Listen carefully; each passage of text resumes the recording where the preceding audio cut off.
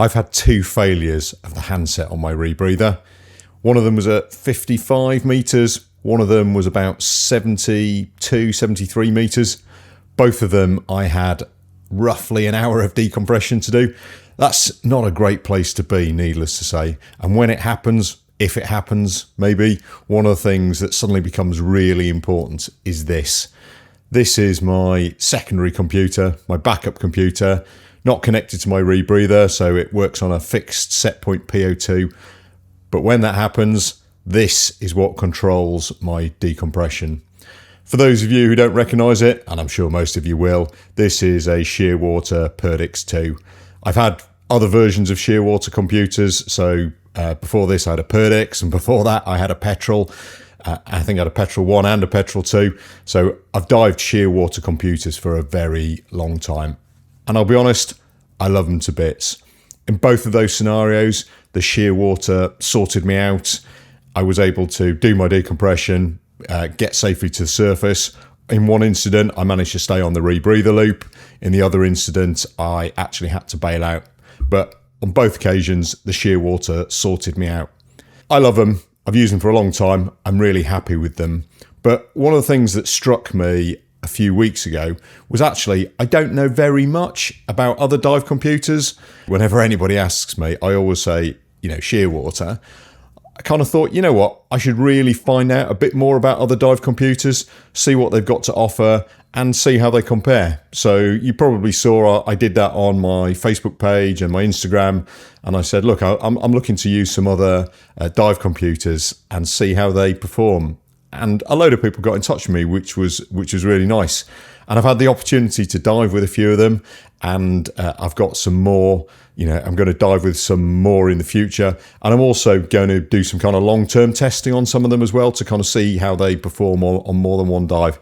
Now, the first computers that I got, quite amusingly, were VR3s. So for those of you who don't know, the VR3, that was kind of the computer that started it all off. And in fact, here we go. Here it is, VR3. This is the granddaddy, really, of CCR diving computers. Released in 1997, it was the one everybody wanted and everybody used. So I've taken this on a dive. I've had it to 68 meters on the East Point. Absolutely fascinating. One of the big problems with it, though, is it's LCD monochrome, so I really struggle to see the screen. For those of you who don't know, I normally need reading glasses, and I don't have lenses or anything. I'm kind of in that midpoint where I'm probably going to need them fairly soon. But anyway, I couldn't really see the monochrome handset, even with the backlight, which is pretty rubbish. So fortunately, somebody sent me this, which is the color version of the VR3, and that was as much better. So I've dived with that and used that down to, I think it was on a 70 meter dive on the Silver Laurel, and I actually did all my deco on that one. The other one, VR3 makes you do deep stops. I missed the deep stops on the monochrome one, so it kind of kicked me out and said, use tables. The color handset, I did all my stops on it, cleared the stops, got to the surface. So absolutely interesting. And I'm going to do a more detailed video on those, like I'm going to do for all the computers I'm going to talk about. So what I'm really doing here is just kind of introducing you to this kind of, you call it a test, merely kind of review. I guess there's no real science to it. It's just my impressions of all these computers. So that was fantastic. Really enjoyed diving with the VR3. Really interesting to dive with them.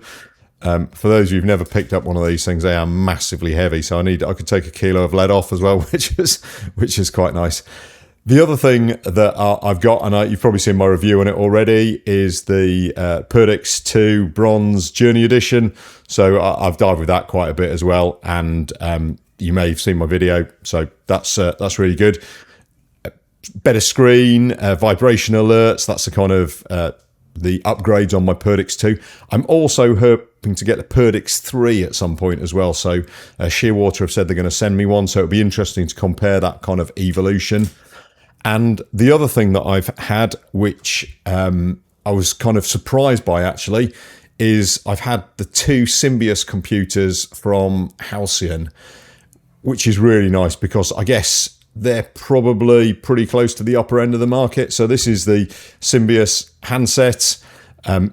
It's designed really for use in their kind of Symbious ecosystem, but it does have a fixed set point mode, which was really interesting. I've done 3 or 4 dives with this. Really, really interesting computer. And I'm going to talk about all of these computers individually when I feel I'm in a position to do so. But that was really good. And this one here, which I guess is in some ways the odd one out because it's not a wrist-mounted computer. This is the Symbious HUD.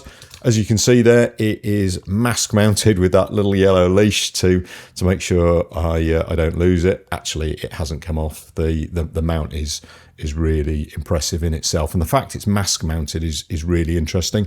I've used a Nerd, not very much, but I have used a Nerd, and I've used the AP Hus, which is their own kind of head-up display. They don't make it anymore, but I had one of the older ones and used it a bit. One of the things I always found with loop-mounted displays is that I tend to move my head around a bit, even though I've got the loop in my mouth, and so I was always trying to adjust it to get it in my eye line. This, because it's mask-mounted, obviously don't have that problem.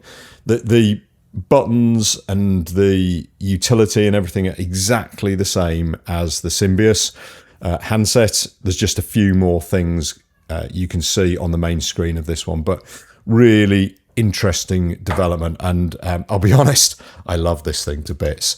But I'm going to do some more diving with it, see if there's any kind of niggles or quirks or whatever that I haven't spotted so far. But yeah, absolutely fascinating. And the last one that I've currently got, which is just arrived today, and a lot of people ask me about this, is the OSTC.